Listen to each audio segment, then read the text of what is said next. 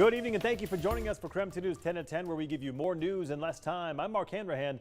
Let's get started. School board members in Kettle Falls voted tonight to make masks optional for students and staff effective immediately. That decision violates Governor Inslee's mask mandate, and the district could lose out on state funding. New at 10 tonight, KREM 2's Kyle Simchuk takes us inside the board meeting and explains what could happen going forward. Kyle? Well, the meeting lasted just 20 minutes. Two board members abstained from voting. They believe the governor is about to lift the mask mandate for schools, and they're worried about the consequences that might come with the district going rogue. The majority of board members say they aren't willing to wait, voting to make masks optional. The Kettle Falls School District is making a bold statement. Board members have had enough of Governor Inslee's mask mandate. No one has voted to unmask at this point in time across our state, not a single district. Ahead of tonight's vote, board members sounded off. Less government, more parenting. It's our job to parent our children, not our government. I know that some will say you are not the experts and you need to listen to the experts. I disagree with this statement. I believe that each and every parent is the expert when it comes to their children. Last week, Governor Jay Inslee announced plans to start easing some mask mandates, saying the day is coming when the state will no longer need them. State Superintendent Chris Reckdahl urged the governor to make masks optional in the classroom. It's time to make the next transition in this pandemic, and that is likely a mask optional, but our schools are ready to make this transition. With that news, two board members think the district should wait it out. I do have concern with the liabilities we would take on. It's simply a matter of days or a couple of weeks before our state lifts the mandate. I wish I felt the same, that I was confident in change coming soon. I've heard that for 2 years. In the end, board members voted to make masks optional starting tomorrow. KREM 2 reached out to the state superintendent's office. A spokesperson says districts willfully violating the mandate will get an official notice. If the issue is not corrected within 20 days, the state will withhold a monthly payment and would reduce funding until corrective action is taken. The governor's office provided KREM 2 a statement saying, in part, school board actions do not supersede state laws, which are being applied here using the latest science and best public health practices. And just a few hours ago, we got an email from the Kettle Falls School District saying all schools will be on a 2-hour late start tomorrow morning due to road conditions. In the newsroom, Kyle Simchuk, KREM 2 News. Kyle, thank you very much. Tonight, the Safe Street Task Force is asking for the public's help in identifying people involved in a shooting that happened last month. Take a look. In this video, you can see the suspect fire toward a white SUV and then take cover behind the vehicle.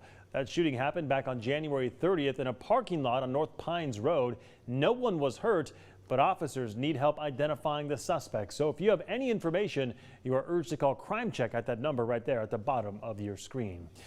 Now tonight, beat with a quick look at today's top stories. The search for an escaped inmate ended right here in Spokane today. 29-year-old Joshua Michael Lanter escaped from Coyote Ridge Correctional Facility early this morning.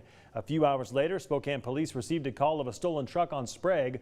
Officers found that vehicle and the suspect then took off, but he was quickly arrested. He's been booked into the Spokane County Jail on a charge of theft of a motor vehicle, as well as that outstanding arrest warrant stemming from his escape. Tonight, a house on West 5th Avenue near Palisades Park is considered a total loss after it caught fire today. Crews received a call that fire at around 4:30 this afternoon. When they arrived, they found a house with no one inside. However, the district says pets were fleeing the home at the time when they arrived. Crews are still investigating the cause of that fire.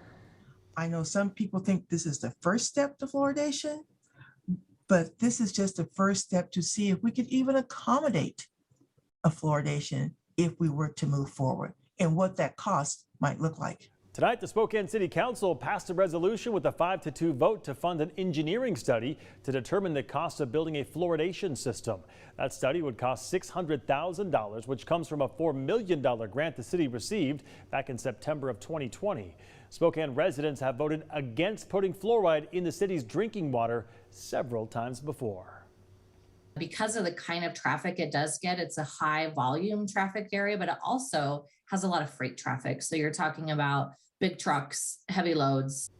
Sections of Thor and Freya near I-90 getting a major facelift now. The project is part of the City of Spokane's 6-year comprehensive street plan. Construction is expected to start in April and last about 6 months.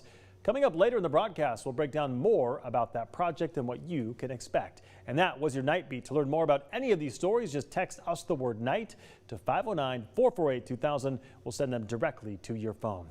All right, let's talk weather now. After a beautiful weekend, the clouds and rain return to the inland Northwest today. Meteorologist Thomas Patrick joining us from the Outdoor Weather Center. And Thomas, what can folks expect when they wake up tomorrow morning? Yeah, the rain, not even all that inconvenient, but most of it should be finished by tomorrow morning easily. However, it is still flurrying at this moment from our South Hills studio. So just the leftovers of this weather system, which is now actually directly on top of Spokane. Low pressure center basically swirling over Spokane County, just giving that last bit of precipitation where you see most of this being very light flurries. Might even be rain over Coeur d'Alene as our temperatures are very close to 32 degrees as it stands right now. We'll be right around 32 degrees by tomorrow morning. It'll stay cloudy for the morning hours. We will see sunshine late in the day on Tuesday, but be aware we could still see some patchy fog into the morning hours as well. So clouds to start the day, more sunshine later in the day, and we're tracking just how warm conditions are still remaining to be this week, all coming up in a few minutes. Keep pushing, keep trusting in the details of things, and believe that regardless of whether the ball is coming to you or not, you can have an impact on the game. Not only is Cooper Kupp a Super Bowl champion, but he's also the new MVP of the Super Bowl. Kupp put on an incredible performance last night, making him a household name. So coming up in about 15 minutes, we'll share more about his journey on making it to the Super Bowl and becoming the MVP. Well, the Gonzaga men's basketball team back on top in the latest AP poll. The Zags won 2 games this past week, including a win over ranked St. Mary's on Saturday. A loss by Auburn earlier in the week opened the door for the Zags to return to that top spot. This is the 3rd time this season Gonzaga has been ranked #1. The team is eager to stay there, but everyone else trying to knock them off as well is certainly a challenge. Demolition crews ready to tear down a Bellevue home that was knocked off its foundation by a landslide last month. That work is slated to start later this week. The city of Seattle reached an agreement with the homeowners who wanted to make sure they could recover some of their belongings from inside first. They'll get some help now from a demolition crew. And in Olympia, a plan to crack down on catalytic converter thefts is one step closer to reality. Lawmakers in the State House passed a bill that would require scrap metal businesses to confirm parts sold to them came from a vehicle registered in the seller's name.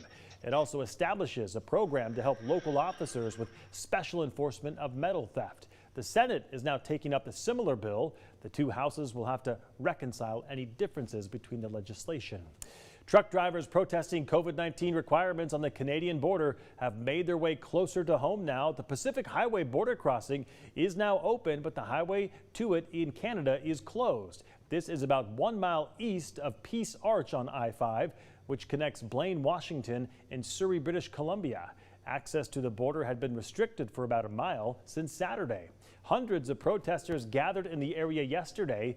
So far, 4 people have been arrested for disobeying officers.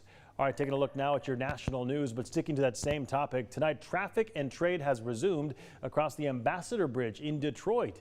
This after Canadian police pushed anti-vaccine mandate protesters away from the border.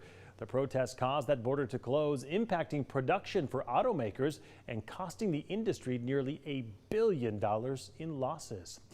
Tonight, a father behind bars after he scaled a 150-foot high crane while hanging a banner demanding gun legislation. Today marks 4 years since the shooting at Marjorie Stoneman Douglas High School that killed 17 people. Manuel Oliver was one of the parents to lose his son in the shooting, and later on he climbed down from that crane. He was taken into custody.